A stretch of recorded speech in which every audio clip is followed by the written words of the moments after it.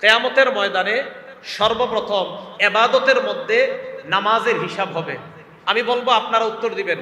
বলেন তো, ইবাদতের ক্ষেত্রে কিয়ামতের ময়দানে সর্বপ্রথম কোন ইবাদতের হিসাব হবে? নামাজের।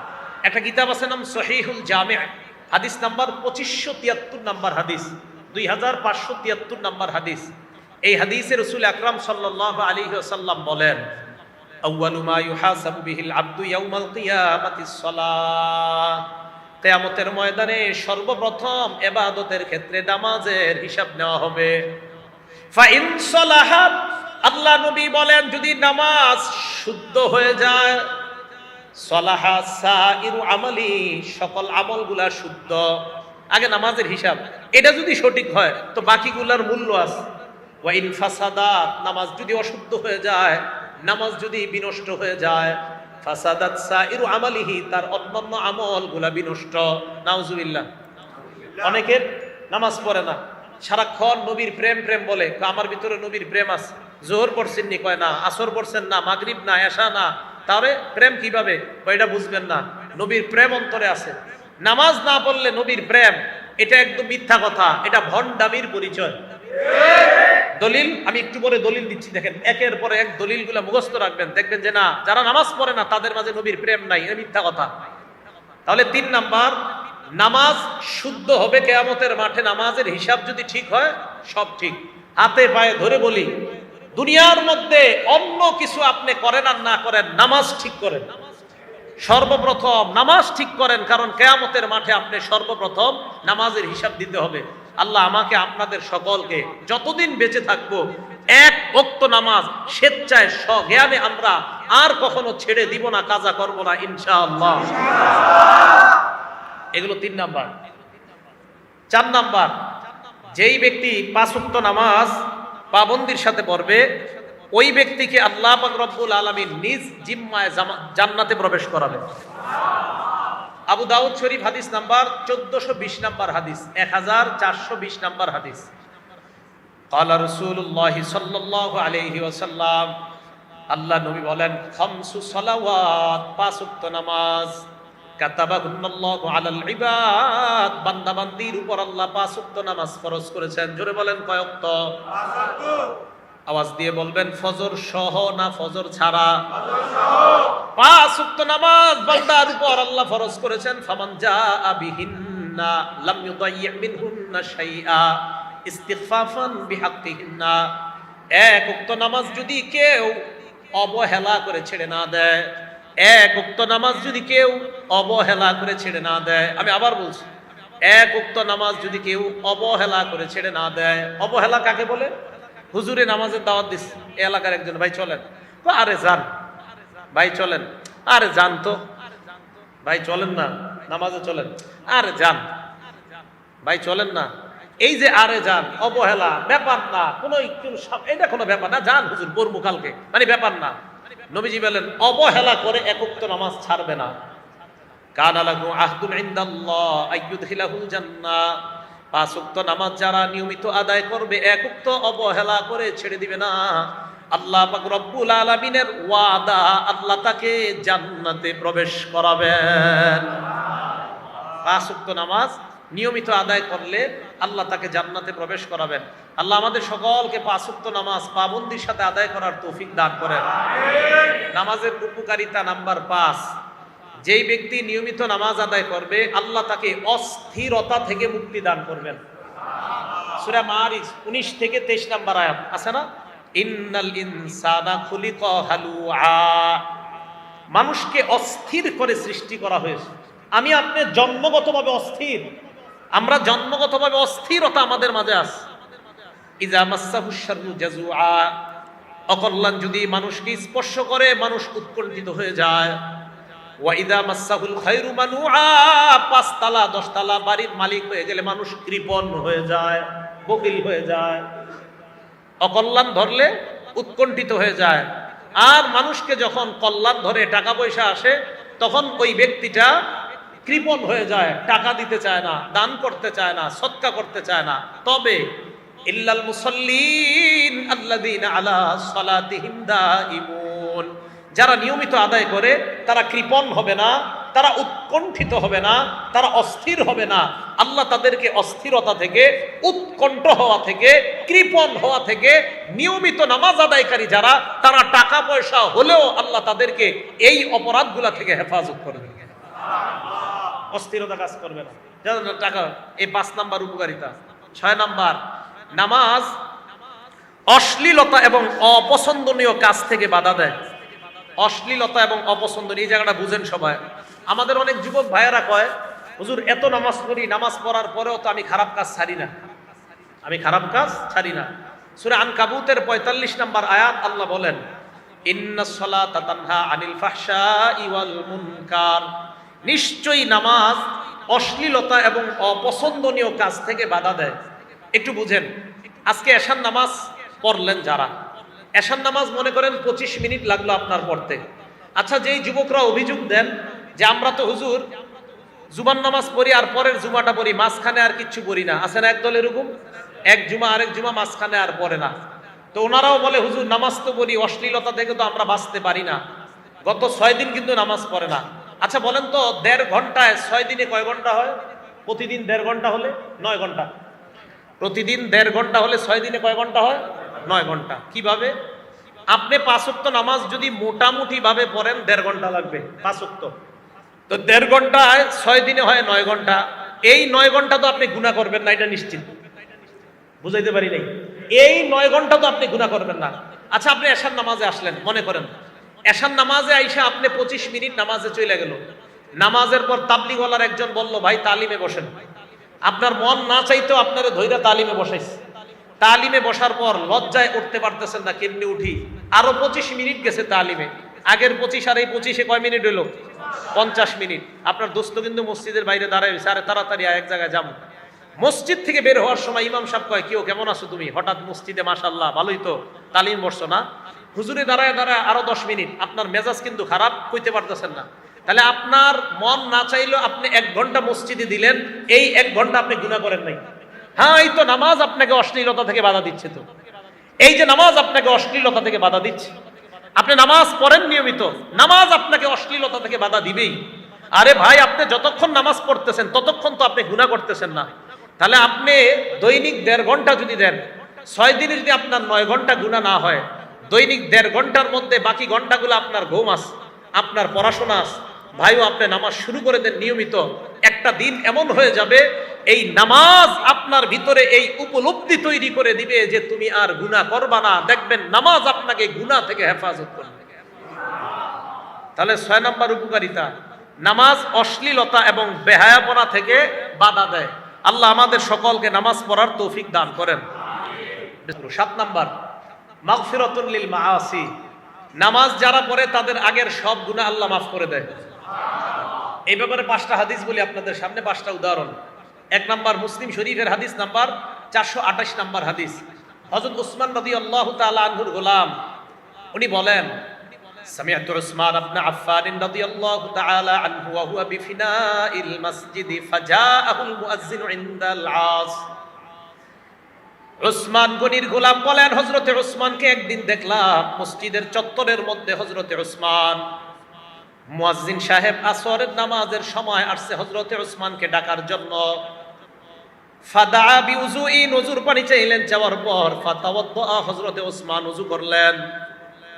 ওযু করার পর হযরতে উসমান বললেন, ওয়াল্লাহি লা উহাদ্দিসান্নাকুম হাদিসা, আল্লাহর কসম আমি তোমাদেরকে একটা হাদিস বলবো। এবার হযরতে উসমান বলেন, ইন্নী সামি'তু রাসূলুল্লাহি সাল্লাল্লাহু আলাইহি ওয়াসাল্লাম ইয়াকুল, আমি আল্লাহর নবীকে বলতে শুনলাম, লা ইয়াতাওয়াদ্দাউ রাজুলুন মুসলিম, কোন মুসলমান যখন ওযু করে, জোরে বলেন, কোন মুসলমান যখন, আবার কোন মুসলমান যখন ফায়ুহসিনুল ওযুআ, সুন্দরভাবে ওযু করে, ফায়ুসাল্লি সালাতান, এরপর নামাজ আদায় করে, ইল্লা গফারাল্লাহু লাহু মা বাইনাহু ওয়া বাইনাল্লাতী তালিহা, ওই নামাজের আগের সব গুনাহ আল্লাহ মাফ করে দেন। নামাজ শুরু করে দেন, আপনি নামাজ শুরু করে দেন। মুসলিম শরীফের 431 নাম্বার হাদিস, দ্বিতীয় উদাহরণ। এটাও হযরতে ওসমানের বর্ণনা। তিনি বলেন, মা মিন ইমরিইম মুসলিমিন তাহদুরুহু সালাতুন মাকতুবা, কোন মুসলমানের যখন ফরজ নামাজের সময় হয়ে যায় বলেন তো ব্যবসায়ী মুসলমান যদি হয়, ওই ব্যবসায়ীর যখন ফরজ নামাজের সময় হয়ে যায়, মা বোনরা রান্নায় আছে, ফরজ নামাজের সময় যদি হয়ে যায়, চাকরির স্থলে আমরা আছি, ফরজ নামাজের সময় যদি হয়ে যায়, যে যে পেশার মধ্যে পজিশনের মধ্যে আছি, ফরজ নামাজের সময় যদি হয়ে যায়, ফায়ুহসিন ওযু আহা, সুন্দরভাবে ওযু করে, ওয়া খুশু আহা ওয়া রুকু আহা, সুন্দরভাবে রুকু সিজদা আদায় করে, ইল্লা কানাত কাফফারাতান লিমা ক্বাবলাহা মিনাজ যুনুব, তার এই নামাজ আগের সব গুনাহের কাফফারা হয়ে যায়। তবে মালাম ইউতি কাবীরাতান, কবিরা গুনাহ করেন না। কবিরা গুনার জন্য আবার আলাদা মাপ চাইতে হবে। আল্লাহ আমাদের এই মুহূর্তে সকলকে মনে মনে কবিরা গুনার জন্য তওবা করার আমরা করতেছি। বলেন আল্লাহ আপনার কাছে ক্ষমা চাই। সবাই বলেন আস্তাগফিরুল্লাহ। আবার দিল থেকে আপনারা তো জানেন কার কি হালাত, আল্লাহকে বলেন আস্তাগফিরুল্লাহ।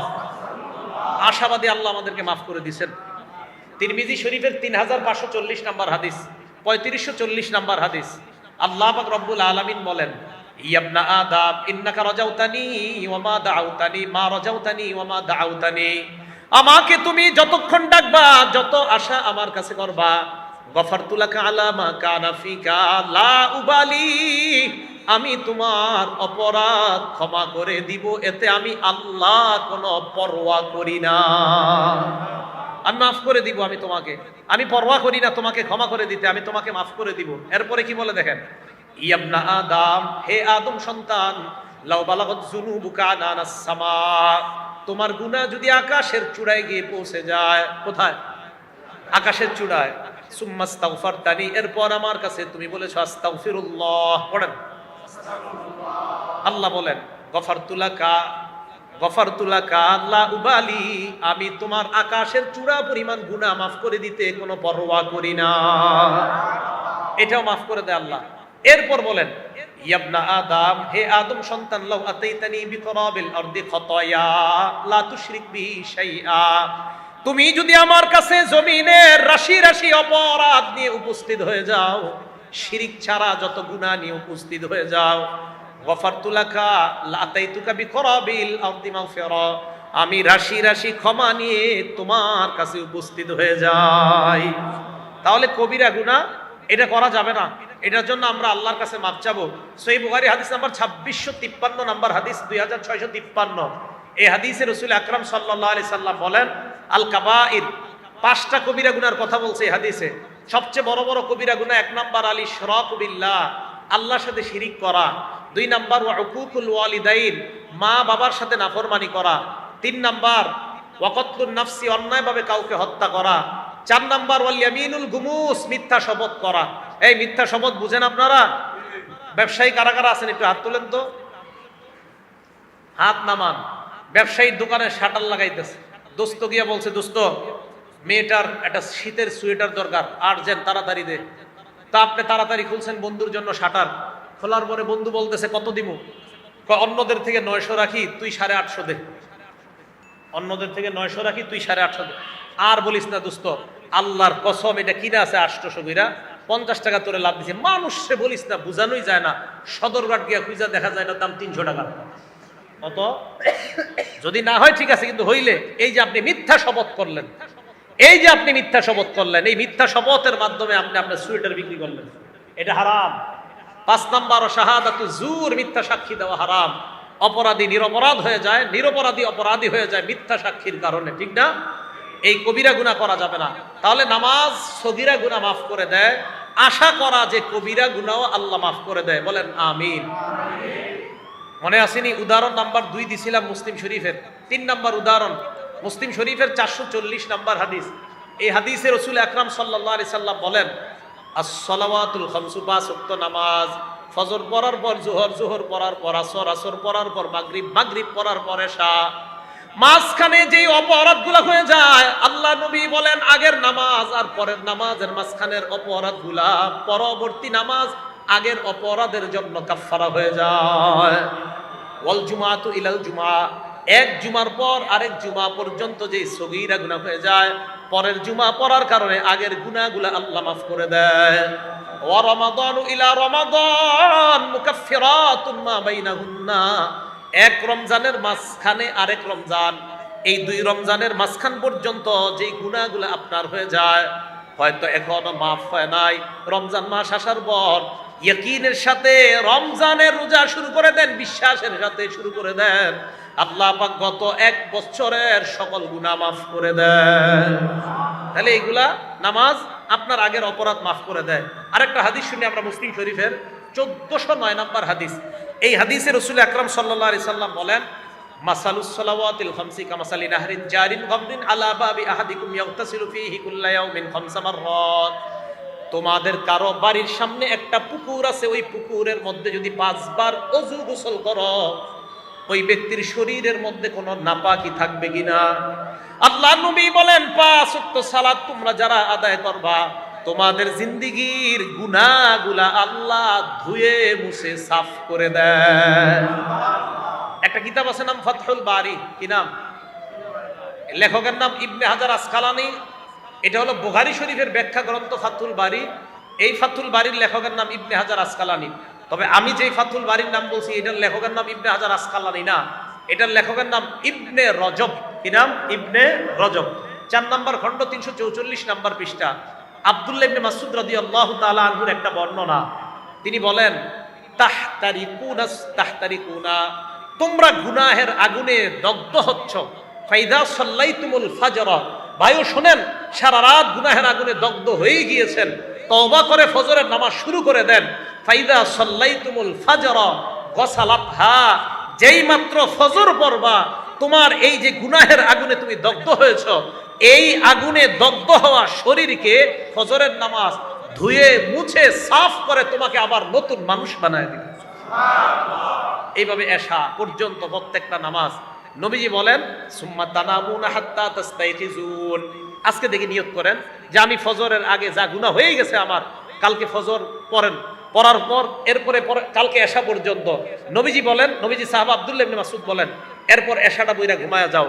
ফালা ইউক্তাবু আলাইকুম হাত্তা তাস্তাইখিজুনা, জাগ্রত হওয়ার আগ পর্যন্ত আর তোমার গুনাহ লেখা হবে না, গুনাহের আগুনে আর জ্বলতে হবে না, কারণ তুমি এশা পড়ছো, আবার ফজর পড়ছো, মাঝখানে যে ঘুমিয়েছিলা, এই ঘুমের মধ্যেও তোমার নামে শুধু সওয়াব আর সওয়াব লিপিবদ্ধ।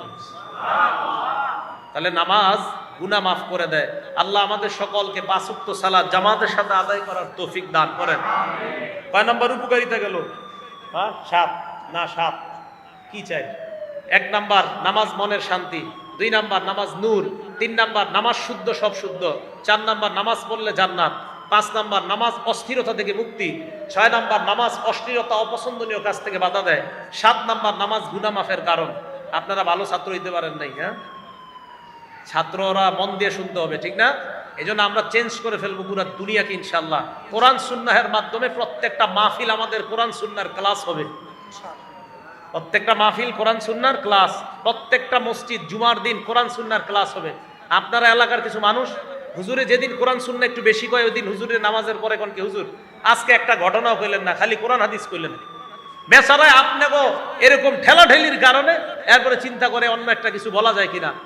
সবাই তৈরি হয়ে যান, না হুজুর আপনি ক্লাসে আমাদের ছাত্রদেরকে যা পড়ান, আপনি মিম্বরে বৈশা আমাদেরকে কোরআন হাদিস গুলাই পড়ায়েন। কি মুসল্লি ভাইরা তৈরি আছেন তো ইনশাআল্লাহ? কোরআন হাদিস বেশি শুনবেন, কোরআন হাদিস অনুযায়ী জীবন করবেন, ইনশাআল্লাহ দুনিয়া থেকেই জান্নাতি হয়ে কবরে যাইতে পারবেন। 8 নাম্বার, নামাজ পড়লে আল্লাহ মর্যাদা বাড়ায় দেয়। সুবহানাল্লাহ। মুসলিম শরীফ হাদিস নাম্বার 480 নাম্বার হাদিস। ওলামায়ে কেরাম এখানে আছি আমরা যারা মুসলিম শরীফের হাদিসগুলা মিলাবো, অন্যান্য কিতাবের সব হাদিস মিলে যাবে, শুধু মুসলিম শরীফটা যদি ওলামায়ে কেরাম মিলাইতে চান, হয়তো আপনারা প্রয়োজনের খাতিরে এই নাম্বারগুলো দেখতে পারেন। আমি যে মুসলিম শরীফের নাম্বারগুলো বলতেছি, এই মুসলিম শরীফের নাম্বারগুলো মিলবে যদি হাদিস মোট হয় 7453টা। 7453 হলে নাম্বারগুলো মিলবে। কারণ আমাদের কওমি মাদ্রাসায় যে মুসলিমের নুসখাটা, এখানে হাদিস সংখ্যা বিলা তাকরার আছে 3033টা, আর আমি তাকরার সহ বলতেছি হাদিসগুলা, এক্ষেত্রে হাদিস সংখ্যা হবে 7453। অন্যগুলা মিলবে, বুখারী আর যা যা আছে সব মিলে যাবে। তো 8 নাম্বার, নামাজ পড়লে আল্লাহ মর্যাদা বাড়ায় দেয়। মুসলিম শরীফের 480 নাম্বার হাদিস। নবীজির গোলাম নাম সাওবান রাদিয়াল্লাহু তাআলা, ওনার কাছে এক ব্যক্তি আসছে, নাম মাদান রহমতুল্লাহি আলাইহি। মাদান রহমতুল্লাহি আলাইহি সাওবান রাদিয়াল্লাহু তাআলা আনহুর কাছে আইসা কয়, আখবিরনি বিআমালিন আমালুহু ইউদখিলুল্লাহু বিহিল জান্নাহ, আমাকে এমন একটা আমল আপনি শিখায় দেন যে আমলটা করলে আল্লাহ আমাকে মরণের সাথে সাথে জান্নাতি বানায়া দিবেন। এমন একটা আমল আমারে শিখান। আমি প্রশ্ন করার পর নবীর গোলাম চুপ। আমি দ্বিতীয়বার প্রশ্ন করলাম, উনি চুপ। আমি তৃতীয়বার আবার প্রশ্ন করলাম, এবার তিনি বললেন, তুমি আমাকে যেই প্রশ্নটা করলা আমি এই প্রশ্ন আল্লাহর নবীকে করেছিলাম। নবীজি আমাকে জবাব দিয়েছে, আলাইকা বিকাসরাতিস সুজুদ, যদি তুমি জান্নাতি হইতে চাও বেশি বেশি সিজদা করবা। বলেন, জান্নাতি হতে চাইলে কি করা? আরো জোরে, জান্নাতি হতে চাইলে কি করা? সিজদা করা। ফাইন্নাকা লা তাসজুদু লিল্লাহি সাজদা ইল্লা রাফাকাল্লাহু বিহা দারাজা, যতবার তুমি সিজদা দাও প্রত্যেকটা সিজদার সাথে সাথে জান্নাতে তোমার একটা মর্যাদা বেড়ে যায়। হাত্তা আনকা বিহা খতিয়া, সাথে সাথে তোমার অপরাধ ঝরে যায়। সুবহানাল্লাহ। মর্যাদা বাড়ে, অপরাধ ঝরে। বলেন, মর্যাদা বাড়ে, অপরাধ ঝরে। মর্যাদা বাড়ে, অপরাধ ঝরে। নামাজের সিজদা। তাহলে নামাজের মাধ্যমে আমাদের মর্যাদা কমে না বাড়ে? এলো 8 নাম্বার। 9 নাম্বারটা মন দিয়ে শুনেন। নবীজির সাথী জান্নাতে কারা কারা হতে চাই? কার সাথী? আল্লাহ, আপনি আমাদের হাতগুলা দেখেন, আমি সহ এই মুসল্লি যারা হাত তুলছে, আমাদের সকলকে আপনি জান্নাতে নবীর কাছাকাছি থাকার তৌফিক দান করেন। নবীজির এক সাহাবা নাম রবিআ ইবনে কাব আল আসলামি। সাহাবাটার নাম যদি পারেন মনে রাখবেন, রবিআ ইবনে কাব। কি নাম? পুরাটা দরকার নাই, বলেন রবিআ। এই সাহাবা বলেন, কুনতু আবিতু মা রাসূলিল্লাহি সাল্লাল্লাহু আলাইহি ওয়াসাল্লাম, আমি আল্লাহর নবীর সাথে রাত্রি যাপন করলাম। রাতের বেলা আল্লাহর নবী যখন নামাজ পড়তে উঠলেন, আতাইতুহু বিউযুইহি ওয়া হাজাতিহি, আল্লাহর নবীর ওযুর পানি এনে দিলাম, প্রয়োজনীয় যা যা দরকার আমি এনে দিলাম। ওযুর পানি দেওয়ার পর, প্রয়োজনীয় জিনিসগুলা দেওয়ার পর, ওই সময় আল্লাহ নবী আমাকে বললেন, সাল, এই মিয়া তুমি আমার কাছে কিছু চাও। ওইটা মুসলিম শরীফের 481 নম্বর হাদিস। বললেন যে আমার কাছে কিছু চাও, সাল, কিছু চাও। ওই সাহাবা বলেন, হুজুর আপনার কাছে কিছু চামু? হ্যাঁ চাও, যা চাইবা তাই দিব। সুবহানাল্লাহ। কি ওই সাহাবা বুদ্ধি করে বললেন, ইন্নী আসআলুকা মুরাফাকাতাকা ফিল জান্নাহ, ইয়া রাসূলুল্লাহ, আমি জান্নাতে আপনার সাথী হতে চাই। কি বুদ্ধি! নবীজিকে তুমি এটা কি বললা? হুজুর এটাই চাই। নবীজি সাথে সাথে বলছে, আওয়া গায়রা জালিকা, এছাড়া আর কিছুই চাও না? না হুজুর, আমি কিচ্ছু চাই না, এটাই চাই, আমি আপনার সাথে জান্নাতে থাকতে চাই। নবীজি বললেন, যদি এটাই চাও, ফাইন্নি আলা নাফসিকা বিকাসরাতিস সুজুদ, বেশি বেশি সিজদা দাও, বেশি বেশি নামাজ পড়ো, বেশি বেশি নামাজ পড়ো। সিজদা মানে নামাজ আর কি, বেশি বেশি নামাজ পড়ো। নামাজ পড়লেই তো সিজদা দিবা। তাহলে যারা কয় নবীর প্রেম আছে, নবীর মহব্বত আছে, নামাজ না পড়লে কি হবে, তাদের কথা ভুল হয়ে গেল। নামাজ না পড়লে কি হবে, নবীর প্রেম আছে, এই কথা সঠিক নয়। বরং নবী বলছে, যত নামাজ পড়বা তত আমি নবীর কাছে জান্নাতে থাকবা। তাহলে নামাজ যত পড়বো তত নবীর কাছে থাকবো। আল্লাহ আমাদেরকে বেশি বেশি নামাজ পড়ার, জামাতের সাথে নামাজ পড়ার তৌফিক দান করেন। 10 নাম্বার, মন দিয়ে শুনেন। আজকে বাসা থেকে হাইট, এই জায়গায় যারা আছেন দূরবর্তী ছাড়া আর কি, কাছের যারা হেঁটে হেঁটে এখানে আসছেন, হাত তোলেন তো, হেঁটে আসছেন, হাত নামান।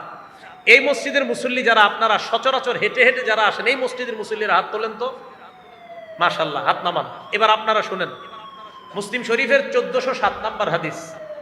ক্বালা রাসূলুল্লাহি সাল্লাল্লাহু আলাইহি ওয়াসাল্লাম, আল্লাহ নবী বলেন, মান তাতাহহারা ফি বাইতিহি, ঘরের মধ্যে যারা ওযু করবে।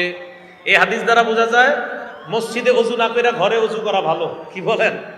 ঘরে যারা ওযু করবে, ওযু করার পর সুম্মা মাশা ইলা বাইতিন মিন বুয়ুতিল্লাহ, এরপর আল্লাহর কোন ঘরের দিকে যারা হেঁটে হেঁটে রওনা করবে। ঘরের মধ্যে ওযু করলো, ওযু করার পর আল্লাহর কোন ঘরের দিকে হেঁটে হেঁটে রওনা করলো। নবীজি বলেন, এই যে আল্লাহর ঘরের দিকে হেঁটে হেঁটে রওনা করে আল্লাহর ঘরের দিকে রওনা হয়ে যায়, কানাত খাতওয়াতা, তার পাটা 2 ভাগ হয়ে যাবে, তার কদমটা 2 ভাগ। বলেন, কদম পা কয় ভাগ? 2। প্রথম পা ফালাইলেন, প্রথম পাটা ফালাইলেন ঘর থেকে বের হয়ে, প্রথম পাটা ফালানোর সাথে সাথে ইহদাহুমা তাহুত্তু খাতিয়া, প্রথম পা ফালানোর সাথে সাথে আপনার গুনাহ একটা মাফ। ওয়াল উখরা তারফাউ দারাজা, আরেকটা পা ফালাইলেন আপনার মর্যাদা বাড়ছে। আজকে গণবেন, আজকে থেকে যতটা পা ফালাইতে ফালাইতে মসজিদে আসবেন মর্যাদা বাড়ে গুনাহ ঝরে, মর্যাদা বাড়ে গুনাহ ঝরে। তাহলে মসজিদে হেঁটে হেঁটেও যদি আসি লাভ না লস? তাহলে 10 নম্বর উপকারিতা, নামাজে হেঁটে হেঁটে আসলেও আল্লাহ পাক রব্বুল আলামিন মর্যাদা বাড়ায়। আল্লাহ আমাদেরকে মসজিদমুখী সকলকে হওয়ার তৌফিক দান করেন। 11 নম্বর, যারা সকাল সন্ধ্যা মসজিদে আসেন, মানে ফজরেও আসেন, জোহরে আসেন, আসর, মাগরিব, এশা সবগুলাতে আসেন যারা, বুখারী শরীফ হাদিস নাম্বার 662, কত হয়? 662। 662 কত হয়? 662। ক্বালা রাসূলুল্লাহ সাল্লাল্লাহু আলাইহি ওয়াসাল্লাম, আল্লাহ নবী বলেন, মান গাদা ইলাল মসজিদি ওয়া রাহা, কোন ব্যক্তি যদি সকাল সন্ধ্যা মসজিদে যায়, আ'আদ্দাল্লাহু লাহু নুজুলাহু মিনাল জান্নাতি কুল্লামা গাদা ওয়া রাহা, যতবার আপনি মসজিদের মধ্যে গেলেন ততবার জান্নাতে আল্লাহ আপনার জন্য মেহমানদারি প্রস্তুত করে নেন। তাহলে কতবার আপনি আইছেন, পেট কিন্তু রেডি করেন জান্নাতে খাওয়ার জন্য। সুবহানাল্লাহ। যারা নামাজি আপনারা জান্নাতে ভরপুর খাবেন, যারা জান্নাতি, যারা নামাজি হবেন, জান্নাতে আপনাদের নাজ নেয়ামতের শেষ নাই। কারণ দিনে 5 বার আপনাদের জন্য মেহমানদারি তৈরি হচ্ছেই, হতে চলতেছে। তাহলে কি পরিমাণ মেহমানদারি আল্লাহ নামাজিদের জন্য প্রস্তুত করে রাখছে। এটা হলো 11 নম্বর প্রতিদান, নামাজির জন্য জান্নাতে মেহমানদারি প্রস্তুত হয়। 12 নম্বর প্রতিদান, আজকে আপনারা এশা বইরা কারা কারা এখনো বাসায় যান নাই দেখি? যান নাই না? মাশাআল্লাহ, হাত নামান। আচ্ছা, অন্যরা সমস্যা নেই, আমিও তো পড়ি না এই জায়গায়, বাইরে থেকে আসছি। নবীজি সাল্লাল্লাহু আলাইহি সাল্লাম বলেন, যাদের এখনো উযু আছে এবার হাত তোলা দরকার নেই। ক্বালা রাসূলুল্লাহ সাল্লাল্লাহু আলাইহি ওয়াসাল্লাম, আল্লাহ নবী বলেন, আল মালা, ও বুখারী হাদিস নাম্বার 2119, এই হাদিসটা বুখারী 2119 নম্বর হাদিস, 2119। নবীজি বলেন, আল মালাইকাতু আলা আহাদিকুম, আল মালাইকাতু তুসাল্লি আলা আহাদিকুম, নবীজি বলেন তোমাদের কোন ব্যক্তির উপর ফেরেশতারা তুসাল্লি আলা আহাদিকুম মা দামা ফি মুসাল্লাহুল্লাযী ইউসাল্লি, তারপর বসে আসে তাসবিহ করে সুবহানাল্লাহ আস্তাগফিরুল্লাহ, অথবা এমনি এমনি আপনি এশার নামাজ পড়ে এমনি বসে রয়েছেন মসজিদে, কোনো কাজ নাই, এমনি বসে রয়েছেন। নবীজি বলেন, তুমি যে এইভাবে বসে আছো, ওযু যাওয়ার আগ পর্যন্ত ফেরেশতারা তোমার জন্য 2টা দোয়া করে। সুবহানাল্লাহ। কয়টা? 1 নাম্বার, আল্লাহুম্মা সাল্লি আলাইহি, আল্লাহ তুমি এই যে মসজিদে বসে আছে বান্দা, তার উপর তুমি শান্তি নাজিল করে দাও। 2 নাম্বার, ওয়ারহামহু, আল্লাহ তুমি এই মসজিদে যে বান্দা বসে আছে তাকে রহমতের চাদর দ্বারা তুমি ঢেকে নাও। ফেরেশতা আবার আপনার জন্য মসজিদে বসে থাকলে দোয়া। তাহলে বলেন, মসজিদে যতক্ষণ থাকি লাভ না লস? হ্যাঁ, এই জন্যই তো নামাজ অশ্লীলতা থেকে আপনাকে মুক্তি দেয়। বসে থাকবেন, কোনো গুনাহ হবে না। এই গেল 12। 13 নাম্বার, জোহর পড়তে আসছেন মসজিদে, এই মসজিদে জামাত কয়টায়? 1:30টায়, মনে করেন 1:30টায়, বা কোনো মসজিদে 1:15 আসছেন, 1:05-এ সুন্নত পড়তে পড়তে 1:10 বা 15 বাজে গেছে, আরো কয় মিনিট বাকি? 15 মিনিট। এই যে বৈশা রইছেন, এই যে আপনি নামাজের অপেক্ষা করতেছেন, এটার কি উপকারিতা? 13 নাম্বার উপকারিতা বর্ণনা করতেছি। আপনি নামাজের জন্য বসে আছেন, এমনি বসে আছেন নামাজের জন্য, অটোমেটিক আপনার গুনাহ মাফ হইতেছে। দলিল মুসলিম শরীফের 475 নাম্বার হাদিস। ক্বালা রাসূলুল্লাহ সাল্লাল্লাহু আলাইহি ওয়াসাল্লাম, আল্লাহ নবী বলেন, আলা আদুল্লুকুম আলা মা ইয়ামহুল্লাহু বিহিল খাতায়া, আমি কি তোমাদেরকে এমন আমলের ব্যাপারে বলবো না যে আমল তোমাদের গুনাহগুলা ধুয়ে মুছে সাফ করে দেয়? সাহাবারা বলেন ইয়া রাসূলুল্লাহ, আল্লাহ নবী বললেন 3টা আমল। 1 নাম্বার, ইসবাগুল ওযুই আলাল মাকারি, যারা একটু কষ্ট হওয়া সত্ত্বেও যারা ওযু করেন, কষ্ট হওয়া সত্ত্বেও যারা ওযু করেন, এর কষ্ট তারপরে ওযু করেন। ওযু করিনি আমরা, ওযু কিন্তু সুন্দরভাবে করেন। ওযু যারা সুন্দরভাবে করব আমরা, আমাদেরকে আল্লাহর নবী বলছে, তোমরা আমার ভাই, আমি তোমাদেরকে কিয়ামতের মাঠে তোমাদের ওযুর অঙ্গগুলা দেখেই চিনি নিব। দলিল মুসলিম শরীফে 472 নম্বর হাদিস। নবীজি সাল্লাল্লাহু আলাইহি সাল্লাম সাহাবাদেরকে বলছে, আমি আমার ভাইদেরকে এখনো দেখি নাই। সাহাবারা কয়, হুজুর ভাইদেরকে কিভাবে চিনবেন? নবীজি বলছেন, ইয়াতুনানা গুররাম মুহাজ্জালিনা মিনাল ওযু, আর আইতা লাউ আন্না রাজুলান লাহু খাইলুন গুররুম মুহাজ্জালাতুন বাইনা যহরাই খাইলিন বুহমিন দুহমিন, কালো নিকশ ঘোড়ার মধ্যে একটা সুন্দর সাদা, মাথাটা সাদা, হাত সাদা, পা সাদা, অন্যান্য কালো ঘোড়ার মধ্যে এটা যেমন পাওয়া যাবে, কিয়ামতের ময়দানে আমার ভাইদের এই অঙ্গগুলা এমন ভাবে চকচক করতে থাকবে, আমি দেখলেই চিনতে পারবো এরাই আমার ভাই। আমি হাউজে কাউসারের পারে তাদেরকে পানি পান করার জন্য দাঁড়িয়ে থাকবো। তাহলে ওযু সুন্দরভাবে করতে হবে। কথা বুঝে আসছে? মনে আসেনি নবীজি বলতেছেন, মুসলিম শরীফের 475 নম্বর হাদিস শোনাই দিয়েছে, ইসবাগুল ওযু আলাল মাকারিহ, কষ্ট হইলে ওযু করা। 2 নাম্বার ওয়া কাসরাতুল খুতা ইলাল মাসাজিদ, যত বেশি হাইটা মসজিদে যাওয়া যায় তত বেশি গুনাহ মাফ। কাসরাতুল খুতা, বেশি বেশি হাইটা যাওয়া। 3 নাম্বার, এক সাহাবা অনেক দূর থেকে আসতো মসজিদে, সাহাবারা কয়, মিয়া তুমি তো পারলো কাছাকাছি কোনো একটা ঘর বানায় নিতা, অথবা তুমি একটা বাহন কিনা নাও, এই বাহন দিয়ে আসবা। কয় না না, আমি বাহন কিনবো না। নবীজি বলছে যত হাঁটবো তত সওয়াব, তাই দূরেই ঘর রাখবো, কাছে ঘর বানাবো না। দূর থেকে প্রতি উক্ত নামাজে আইসা আমি আমার সওয়াব কামাই করতে চাই। বলেন। তাহলে 2 নাম্বার কাসরাতুল খুতা।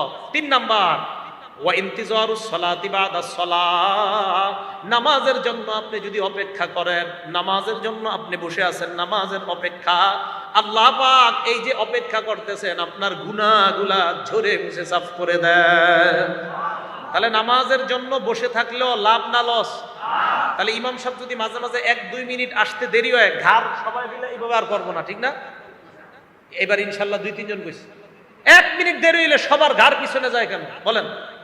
সিনেমা হলের লাইনে আপনি কখনো এরকম করছেন? তা তো করেন না। আপনি মসজিদে আসলে 1 মিনিট দেরি হইলে সবার ঘাড়, মানে হুজুরে আসে না কেন? 2 জায়গায় ঘাড় যায়। যদি 1 মিনিট হুজুর ইমাম সাহেব আসতে দেরি হয়, 2 জায়গায় মুসল্লির ঘাড় যায়। এক ঘড়িতে, যদি ঘড়ি সামনে না থাকে পিছনের ঘড়িতে সবাই। আর হলো হুজুর যেই দরজা দিয়ে আসে ওই দরজায় সবার চেহারা। আরে ভাই, হুজুর 1 মিনিট দেরি করে আসা মানে ওই 1 মিনিটও আপনার কিছু গুনাহ ঝরে যাওয়া। কথা বুঝে আসছে? কি দেরি করে আসার কোনো দলিল নাই? ইমাম সাহেব দেরি করে আসতে পারে, দলিল নাই? আরে নবীজি দেরি করে আসছে, দলিল মুসলিম শরীফের 1332 নম্বর হাদিস, এশার নামাজে নবীজি দেরি করে আসছে, অনেক দেরি করে আসছে। দেরি করে আসে না কেউ? মাঝে মাঝে ইমাম সাহেবের কোনো ব্যস্ততার কারণে 2 মিনিট দেরি হইতে পারে। আল্লাহর হস্তে মসজিদের দায়িত্বশীল যারা আছেন, ইমাম সাহেবকে অন্য ধরনের কথা বলবেন না, 1 মিনিট দেরি হয়ে গেল। মহব্বতের সাথে আমরা বিষয়গুলো বোঝার চেষ্টা করব। আল্লাহ তৌফিক দান করেন। তাহলে 13 নাম্বার উপকারিতা জানলাম, নামাজের জন্য বসে থাকলেও সওয়াব আছে না নাই? 14 নাম্বার আবু দাউদ শরীফের 458 নাম্বার হাদিস, ক্বালা রাসূলুল্লাহ সাল্লাল্লাহু আলাইহি ওয়াসাল্লাম, আল্লাহ নবী বলেন, যারা ঘর থেকে পবিত্র অবস্থায় বের হয়ে মসজিদের মধ্যে আসে, আসার পর নামাজের মধ্যে দাঁড়ায়, আজরুহু কাজরিল হাজ্জিল মুহরিম, ইহরাম বেঁধে হাজী সাহেব হজ করলে যে সওয়াব, আল্লাহ পাক ওই মুসল্লির আমলনামায় ওই পরিমাণ সওয়াব লিপিবদ্ধ করে দেয়। ইহরাম, তাহলে ইহরাম বেঁধে হজকারীর সওয়াব পাবে মুসল্লি। 14 নাম্বার 15 নাম্বার নামাজের উপকারিতা, সহিহুল জামে ওয়াল জামিউস সগীর নামক কিতাবের 445 নাম্বার হাদিস।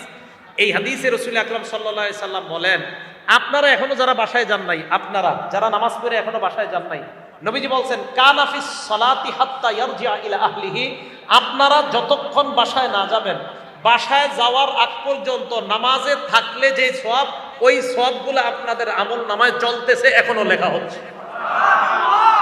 এলো 15 নাম্বার উপকারী। তাহলে বলেন তো, নামাজ পড়ব না প্রতিষ্ঠিত করব? প্রতিষ্ঠিত। প্রতিষ্ঠিত করা দ্বারা উদ্দেশ্য, 1 নাম্বার নিজে নামাজ খুশু খুজুর সাথে রুকুগুলো সঠিকভাবে আদায় করা। 2 নাম্বার নামাজ একাগ্র চিত্তে আদায় করা। 3 নাম্বার নামাজের ব্যাপারে পরিবারকে আদেশ করা। 4 নাম্বার সমাজে নামাজ কায়েম করার চেষ্টা করা। 5 নাম্বার রাষ্ট্রে নামাজ কায়েম করার চেষ্টা করা। নামাজের 15টা উপকারিতার কথা আমরা জানলাম। আল্লাহ পাক রব্বুল আলামিন আমাদের সকলকে সালাতের মাধ্যমে আমরা আমাদের জীবনটা যেন আলোকিত বানিয়ে আমরা কবরটাকেও আলোকিত বানাইতে পারি, আল্লাহ তৌফিক দান করেন। আমিন। ওয়া আখিরু দাওয়ানা আনিল হামদুলিল্লাহি রাব্বিল আলামিন।